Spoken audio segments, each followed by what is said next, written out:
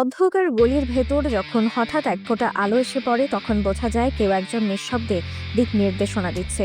বাংলাদেশের রাজনীতির মাঠেও ঠিক তেমনই ঘটছে।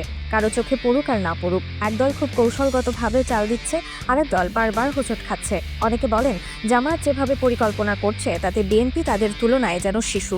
গ্রামের চায়ের দোকানে বসা আড্ডা হোক কিংবা শহরের রাজনীতির মঞ্চ, একই কথাই বারবার শোনা যায়।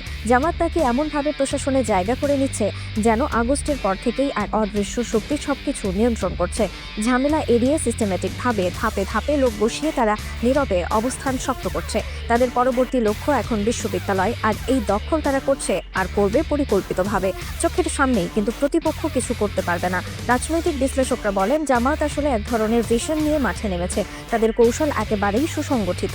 বিএনপির নেতৃত্ব হয়তো মিটিং করে বক্তব্য দেয়, কিন্তু বাস্তবে তারা সেই পরিকল্পনার ধারে কাছেও পৌঁছাতে পারে না।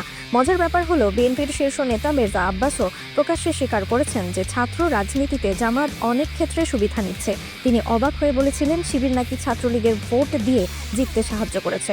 আবার মিটিংয়ে জামায়াত নাকি প্রতিশ্রুতি দেয় যে আওয়ামী লীগকে আর ফেরত আসতে দেওয়া যাবে না, অথচ পর্দার আড়ালে তারা আবার একই আওয়ামী লীগের সঙ্গে যোগাযোগ করছে। এমন দ্বিমুখী আচরণ দেখে বিএনপির নেতারা হতবাক হলেও রাজনীতির অঙ্গনে সেটা খুবই স্বাভাবিক ঘটনা।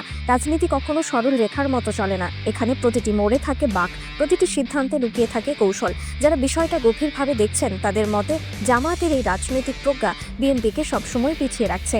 জামায়াত জানে কখন নীরব থাকতে হবে, কখন আঘাত হানতে হবে। অন্যদিকে বিএনপি এখনও অনেকটা প্রক্রিয়াশীল, যেন ঘটনার পরে কেবল প্রতিক্রিয়া জানায়। তাদের চোখে এটাই মূল পার্থক্য। এক দল ভিশন নিয়ে এগোয়, আরেক দল সুযোগের অপেক্ষায় থাকে। এই কারণেই গ্রাম থেকে শহর পর্যন্ত ভোটের অঙ্ক বদলাচ্ছে, সমীকরণ নতুন রূপ নিচ্ছে। এই গল্পটা অনেকটা দাবা খেলার মতো। একদিকে খেলোয়াড় যিনি প্রতিটি চাল আগে থেকে ভেবে রাখছেন, অন্যদিকে এমন একজন যিনি কেবল প্রতিপক্ষের চাল দেখে তাড়াহুড়ো করে নিজের গুটি সরাচ্ছেন। ফলাফল বোঝা যাচ্ছে, একজন এগিয়ে যাচ্ছে, আরেকজন বারবার ব্যাকফুটে চলে যাচ্ছেন।